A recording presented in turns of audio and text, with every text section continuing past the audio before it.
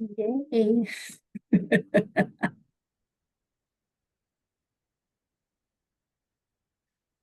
All right, well, let's go ahead and get started. Welcome, everyone. We're so excited to have you here today. I have the pleasure of co-presenting with a dear friend, Janell Oberlander, who we'll introduce in just a minute. But today we're going to focus on knowing when it's time to leave an organization. This topic came up from our was it last spring that we did that, Mhm. Janell? Yep. Um, One of our closing questions was, what topics are important to you? And this was one that came up. So we've spent the last, I don't know, how long have we worked on this? Maybe 6 months? Yeah, I think we worked on it for 5 or 6 months for sure. So Yeah. To really help frame this and help give you some ideas and some insights as we talk about this topic today. So, whoops, let me see if this, yep, there we go. So these are some of the things that we're going to cover today. We'll do a quick welcome and introductions and talk about why this matters, some common reasons that people stay too long. I feel that women err on the side of being conservative and staying too long more so than some of our male counterparts. Signs that it might be time to go, a framework that might help you in the decision-making process. Timing is everything. How to prepare thoughtfully to leave, what leaving opens up for you, and then we'll share some stories from the field and some final thoughts. So that's what we will cover today. Let me have Janell introduce herself. Janell and I connected through the Colorado and Wyoming Network of Women Leaders. She's been our presidential sponsor and just a gem to work with. So Janell, I will turn it over to you to introduce yourself, and then I will do the same. great. Thank you, Leah. Well, welcome. We're so glad you're all here and we're so glad to be having this conversation with you. I'm Janell Oberlander. I am the president of the newest community college district in the great state of Wyoming, up in the northeast corner in Gillette. So we're going through the process of standing up an entirely new accreditation. And so it's been a journey. We started in 2021 and we have our candidacy visit at the end of October. So a very unique experience as a first-time president. But I've also had the pleasure of serving colleges in Colorado, South Dakota, and Montana. So I've circled the region. And I came up through the student affairs side. So I was a dean of students, have done work in admissions, career placement, and planning. But I was also a campus vice president of Colorado Northwestern Community College. And that led me back to my hometown. Gillette is my hometown. So it's unique to be back here doing work that I love at the college where I first took my very first college class many, many years ago. So I'm pleased to be part of the organization that's bringing this to you today. It's a great group of women, and certainly we're all here to support you in your journey. The one thing that I would add to our conversation is this is a personal journey. It is a very personal decision that you make when it's time to leave an organization. So keeping that in mind, my friend Leah, do you want to introduce yourself? I do. Before I jump in, I thought that we should also say that we're not career coaches.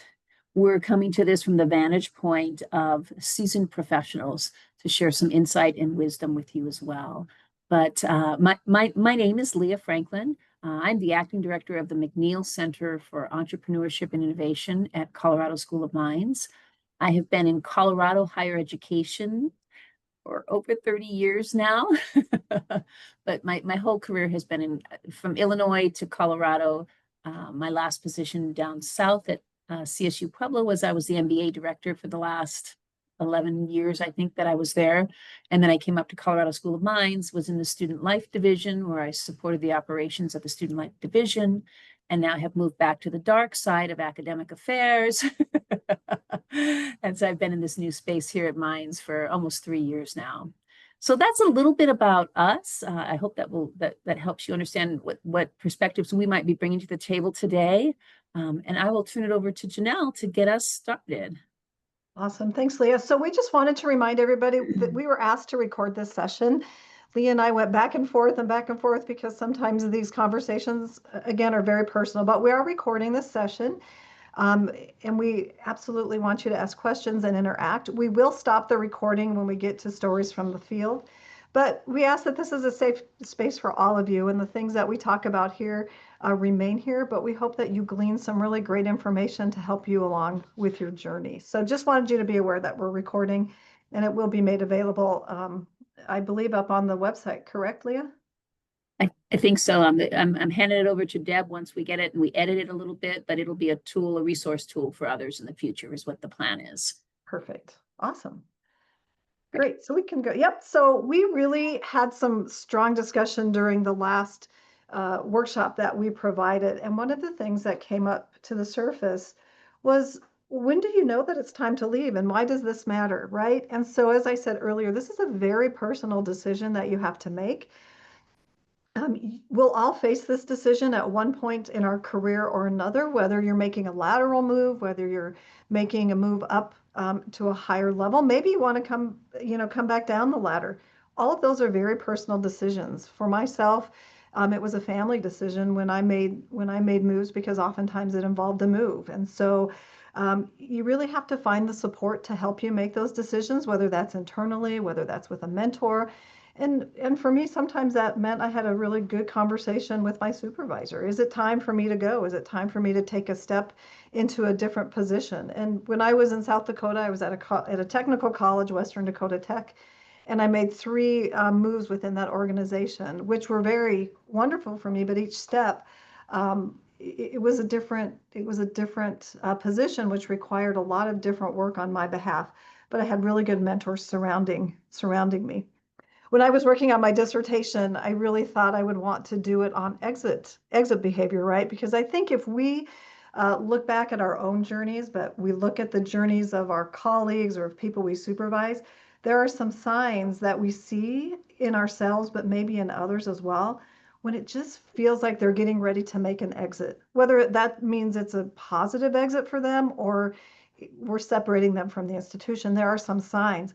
There's not a lot of research out there on this topic, and so I think having these discussions is really important as professionals, and then we can continue to add to the body of research. And so I think that, again, it's important to have these open conversations with yourself, be truthful with yourself and honest with yourself as you begin to consider the next steps in your career, something we'll all face. Leah, anything to add to that? No, I think that was great. Thank you so much. Awesome. So, go ahead. Okay, so one of the things Leah and I talked about as we reflected on our own journeys is, why did we stay in positions? There were a specific position I can think about when I knew it was time to go 2 years before I actually took the leap of saying, it's just, I'm done with this position. And so these are kind of the themes that we came up with as we were thinking about this. The fear of the unknown, right? We don't know what's next. We don't know what the next position holds for us, or maybe the next organization. That fear of the unknown can sometimes keep us in a position where we feel comfortable, which is the next one, comfort. That routine, the routine of knowing how things work, the routine of knowing your colleagues, the routine of knowing how to purchase something, the routine of knowing what the evaluation process looks like, or the routine and the comfort of knowing your supervisors. So sometimes it feels easier to stay than it does maybe to step out of that comfort zone and step into the unknown. For me, my husband and I have always made these decisions together, and it's always worked out well for him, but I've always been more concerned about the financial and family aspects. I had to move 2 children at one time. My salary was 50+% of our income. And so that really became important to me to make those considerations as we were looking, is it the right thing to move? Is it the right thing for us, for our family? But we also have obligations, right? We have financial obligations to ourselves and to our children. And so that was also one of the big reasons and one of the considerations for you to think about as you're getting ready to make a move. I had some great supervisors and I was very, very loyal to them, and I never wanted to let them down. And so when I was getting ready to make some moves, that was a big consideration for me as well. I was very connected to some of them. In my first job, my supervisor was actually my mentor when I was an undergraduate. Great people to work for, helped me so much in my undergraduate career, but also we were going through a significant transition in Montana at that time, and I felt very loyal to see that process through. So sometimes we stay a little bit longer than we should because of the people that we work with and for. And then I think I have two perspectives on this next one: hope, the desire for things to get better, change, or improve, And I think before I was in the level of administration that I am now, I looked at that differently because what I know now is there are so many decisions that have to be made at this level that maybe the people surrounding me, working my directors and deans and faculty, don't necessarily understand. And sometimes that's where that conflict starts, right? We can explain and we can help them understand. But there's still this hope of things are going to go back to the way they used to be. And so I think that's worth more exploration maybe sometime, but we always hope that things are going to get better. I can outlast them. I can outlast this leadership. Those are all little nuggets that seem to pop up as we have these conversations. So just some things, some thoughts on why people stay too long. You may very well have some of your own thoughts. Maybe you have a family member that's there. My dad just passed away 2 months ago, and my mom, who's 87, just living her best life at this point, is still here in the community. And it would be very, very hard for me to leave her right now. Aging parents, my siblings are very close. So all of those things are part of the consideration. Plus, I'm getting pretty close to retirement. And is it the right time for me to make a big move? Maybe someday, not right now, but maybe in the next 2 to 3 years. We'll see how things play out here. So, Leah. Great. Thank you, Janelle.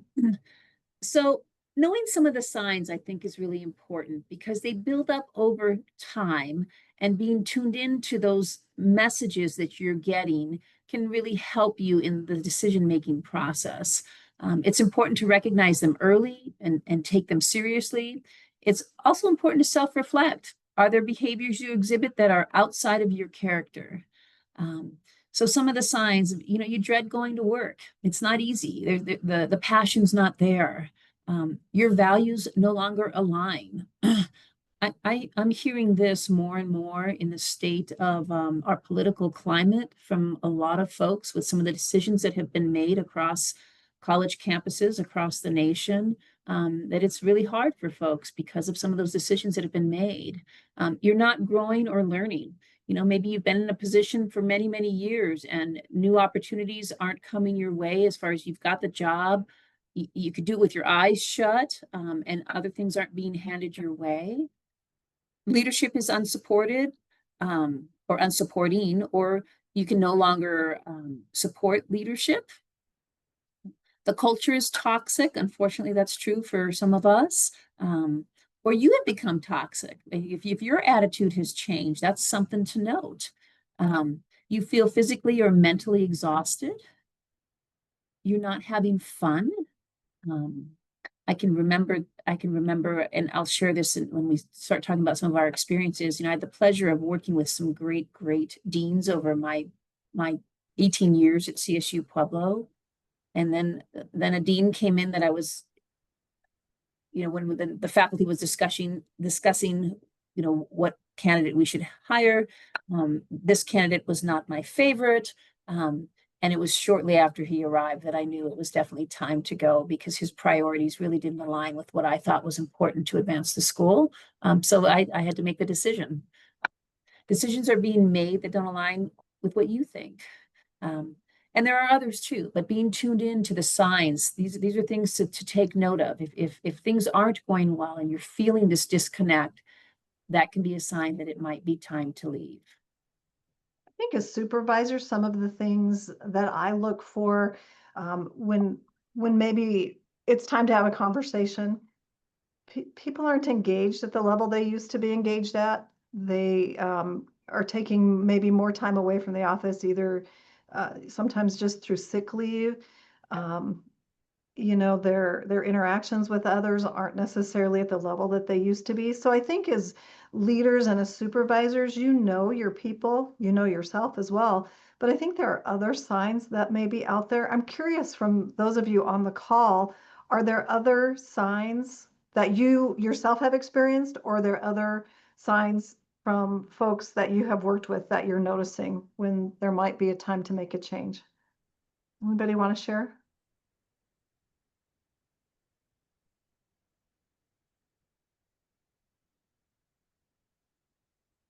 Not yet? No. Okay, we move to the next slide. Okay. Sometimes there's nowhere else to go. That's I think back to, I'm just checking the chat really quick. Go ahead. sometimes there's nowhere else to go as far as the career line. List seems pretty comprehensive to me. Awesome. If there's others that you think of, go ahead and put them in the chat and I'll make sure to take a look at them. And yes, Deb will make sure the slides are available. So Awesome. yeah. Okay. So I think another framework for making these hard decisions are hearing from your head, heart, and soul. And Leah, do you want to take this one or do you want me to keep going? No, I'm happy to jump in. Because I think as humans, we're not one-dimensional creatures, right? We have to use all parts of us in order, to align great decision making with who we are. So all of these three decision centers can have an impact in helping you make the decisions where we don't rely on logic alone or emotion alone. We often know before we're willing to admit it. Sometimes, oh, that's not accurate, or that was just a one-off. When really it's a pattern and you're noticing things more and more that are really helping you. When you can pull it all together, you can really see the writing on the wall that things need to change. Sometimes a move is only a location change. Is there work we personally need to focus on to move on in a positive way? Maybe it's not a change of position, but maybe it's some other type of change that can help better align you with the work that you're doing with the institution that you're at. So when you think about a framework for decision making, the head, is it aligned with my long-term goals? Is this what I want to be doing? What are my long-term goals? From the heart, am I fulfilled or am I drained? Do I love going to work? Do I not love going to work? Am I feeling value? Is it aligned with my passion? Is it aligned with my purpose? What hard work do I need to do in order to move forward?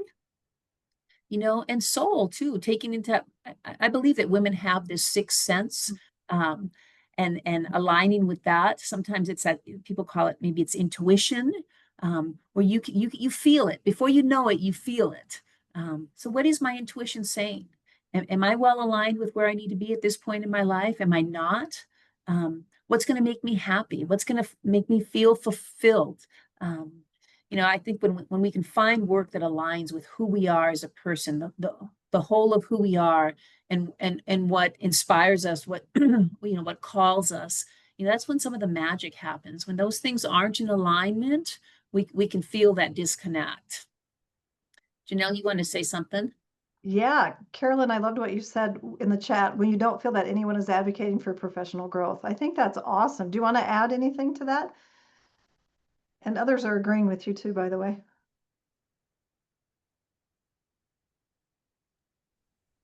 I don't know if I have much to add to that. I just feel that when you feel that you aren't being appreciated and your supervisors aren't noticing your work and saying, how can we help you develop? You're doing such a great job here.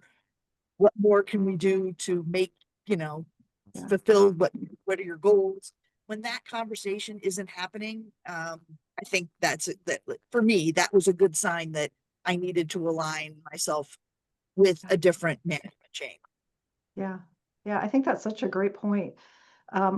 One of the times where I had to make a significant change is I lost those mentors, right? They had moved on and they were no longer there. So I didn't align well with the next set of supervisors that I had. And you're right, they didn't support where I wanted to go or what I needed to do in that time frame to get to the next level, right? So I think to add to what Leah's talking about is I'm on the back end of my career. I'm, 5 years away from retirement, but I'll still have a lot to contribute when I retire. And what does that look like? And for some of you, you're in the middle of your career or beginning of your career. And what do you want your legacy and your contribution to look like? And that takes a lot of internal work, I think, to align your head, heart, and soul. Sometimes I've been lucky and I've said I'm going to apply for this job on a whim, and it's worked out really well. But to really align these things takes some personal reflection and takes some time for you to work through that. And sometimes that means engaging with a career coach. Sometimes it means engaging with your mentors to really have those heart-to-heart conversations that can sometimes be hard, but I think definitely worth the time that it takes to make those decisions. So, Leah, anything else from you Right. on this one? No. I think that was excellent. Wow. So, go ahead, Leah. Oh, I was gonna say, have it. So I think taking into consideration everything we've talked about up until this point, timing is so important, and it's everything. When you're ready to leave an organization, you don't want to burn the bridge, as they say. You certainly don't want to leave it smoldering. Um, and you just need to really plan your exit accordingly. And so, when you've hit the learning ceiling, have you just outgrown? I had a good friend of mine who has been truly with me since the very first day of my professional career. She's actually my youngest daughter's godmother. And at one point in my career, I said, I'm just so frustrated. And she said, because it's time for you to be in a higher level leadership position, and it's time for you to be making those decisions, because you've hit everything you can do within this current position. So it's time, step out and take some risks. And so when you've hit that learning ceiling, you feel like there's nothing more you can learn within that job, maybe it's just time. Maybe it's time to take the risk to go to the next level within your career ladder. And sometimes that can feel scary, because then you, as Leah said, maybe go over to the dark side and become the administration, or you go from student affairs into academics, or academics into student affairs. There's lots of opportunities to expand your career. I think Carolyn said this really, really well: when your contributions aren't being recognized anymore. And I'll talk a little bit about this in my own journey. But there comes a time where that can happen, where you've given everything you've got and you've done such a great job, and it's just no longer valued or recognized by the organization. Your own priorities have changed, right? I have my first granddaughter. She's 6 months old, and she really needs to spend more time with her grandmother, but she lives 10 hours away. And so my priorities, both of my children are gone. They're out of the house. They're on their own doing great things. And so our priorities, as my husband and I look at what the next stage, our priorities have changed a little bit. And taking care of my mom and making sure our kids are doing well in their careers, and certainly continuing to grow our profession as well. But our priorities have shifted. But also the organization shifting away from your values. We're going through, at the college I'm at, we're going through a significant transformation right now. And not everybody has made the transition. You can read the headlines. You can go to Gillette News Record. You'll see some pretty tough headlines about me. And those are just the perspectives of other people, right? Because we've had to make some really hard decisions as we've gone through this transition. And for some people, their values no longer align with the institution. And as a leader at this level, you have to be willing to take those hits along the way. And they can feel very personal, but at the end of the day, we're growing an organization. And sometimes that means we have to make changes to where people are sitting on the bus. And that can feel very hard. And it is hard. And you know what? We're all sometimes ready for new professional challenges. We're all ready to do new things in our career. And there's nothing wrong with that. I think as women, we sometimes hold ourselves back. When I was doing my dissertation research, a woman I interviewed said she was at a new president's, I think it was the ACCT President's Conference. And as women, we want to make sure that we have all of the qualifications for jobs before we apply for them, where men will apply when they have like 60% of the qualifications. But we want to make sure we have them all. But sometimes you have to learn as you grow. And so you know within yourself when you're ready for some new professional challenges. And it's being willing and being ready to take that step to the next level, because you all are phenomenal women and all are doing phenomenal work. So don't let anybody tell you anything differently. You'll know when you're ready, and you'll know when the time is right. Yeah. We have one cautionary aspect to this with regards to not leaving during a temporary disruption. If the mission and culture still fits with you. I think about what happened during COVID, and I call that a temporary disruption, but it was a significant disruption for all of us.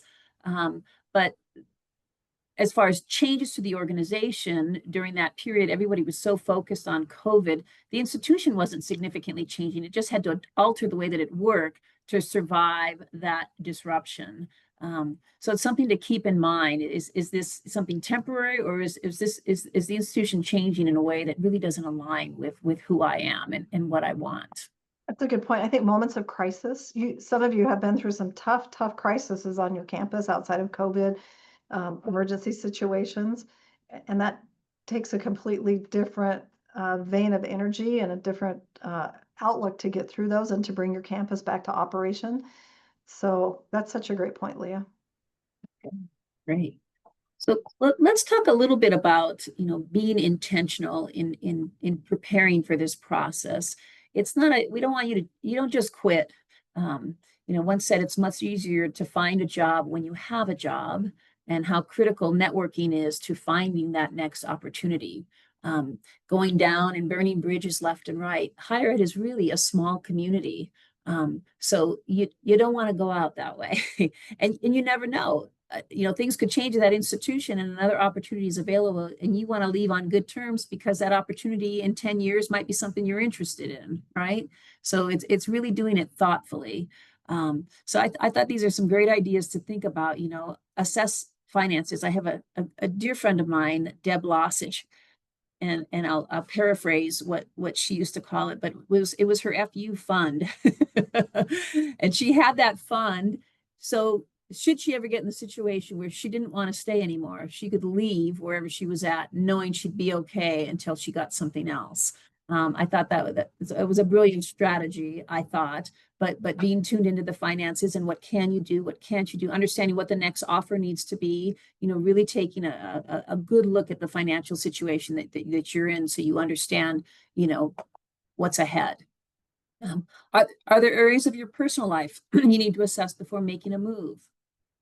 Kids, their activities, parents, grandparents, all of those things that go into making a decision. And if it's a decision to leave, maybe you're moving just to another institution which is in the same area, or maybe it's an out-of-state opportunity. But being well aware of going through that process of making that decision. Starting to network quietly. What are things that you can engage in? AMI does a great job of building the cohort network and tapping into those folks. Some of these alumni opportunities are a great way to reconnect with folks. Other professional organizations, all great ways to invest, time and energy, because you never know where those opportunities could lead, and letting folks know that you're looking for a new opportunity. Having that conversation with your supervisor or mentor, sometimes that can change the situation. Maybe they're not tuned in. Maybe opportunities were coming your way and now they're not coming your way, and you can lean into that and say, I'm really interested in more challenges. Is there something more that I can do? Is there a new opportunity? Is there a stretch activity that I can do? To see if you can get things back in the right place. And maybe you can't. Maybe it's somebody that's new and they have different agendas, and that's okay. But really making sure that you know where you stand within the organization.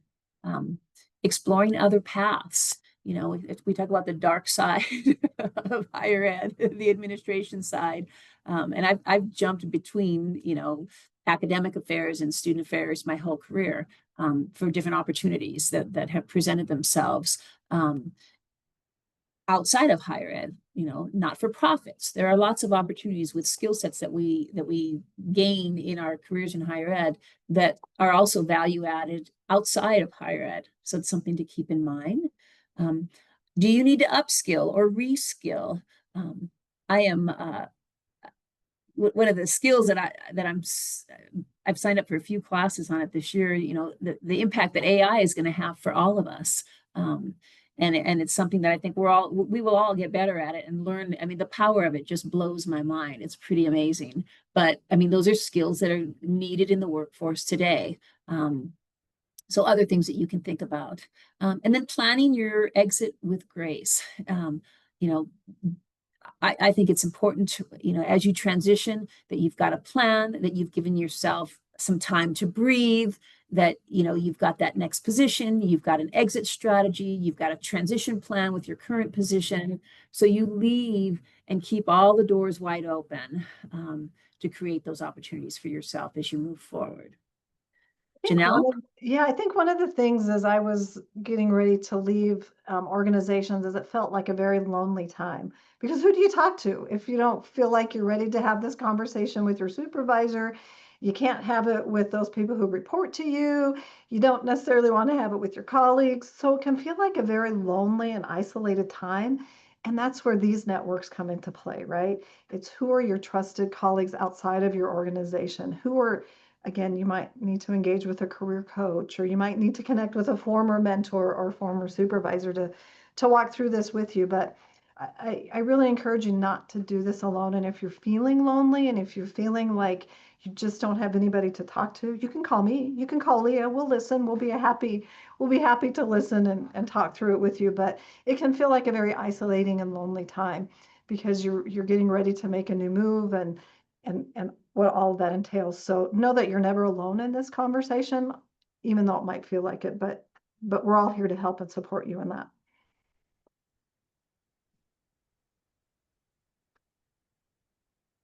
Let me talk a little bit about sometimes that the most courageous act is walking away from what no longer serves you. I think it's hard for women because a lot of times we don't put our immediate needs, wants, and desires at the top of the decision-making process. You know, it's our family, it's our community. All of that plays a big part in making these decisions. But I think if you frame it in the perspective of leaving isn't just an end, it can be a very powerful beginning, and focusing on that transition process for you and what these new doors that are opening up can lead you down a whole new path full of opportunities, you know, ways for you to engage, new connections.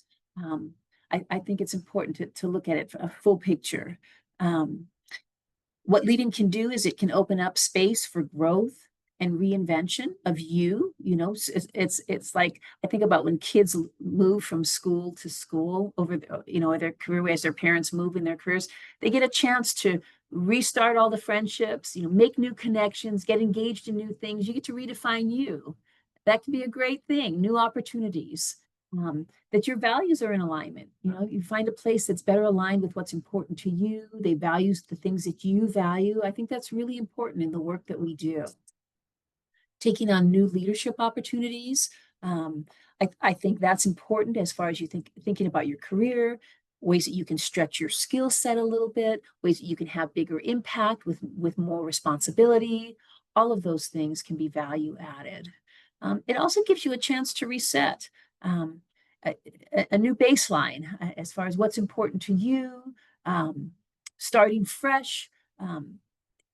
You know, you don't have some of the baggage from the old, especially if you've been in a position, my previous position, I was at that campus for 18 years. That's a long time to be at any one institution. And it was nice to restart and rebuild connections in this, when I first came up to Mines 11 years ago. And it wasn't that far of a move, about 2 hours north, but a whole new world.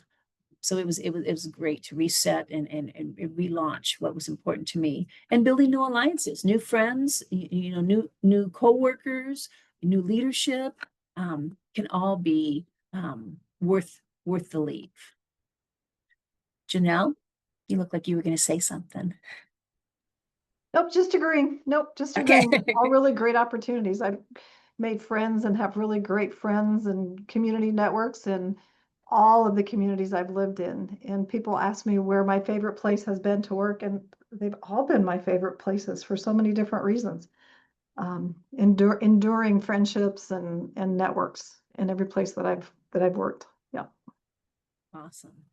So we're going to open this up to gain some insights from stories from the field. Let me get to, okay, wait, I want to stop recording so we can be real with each other.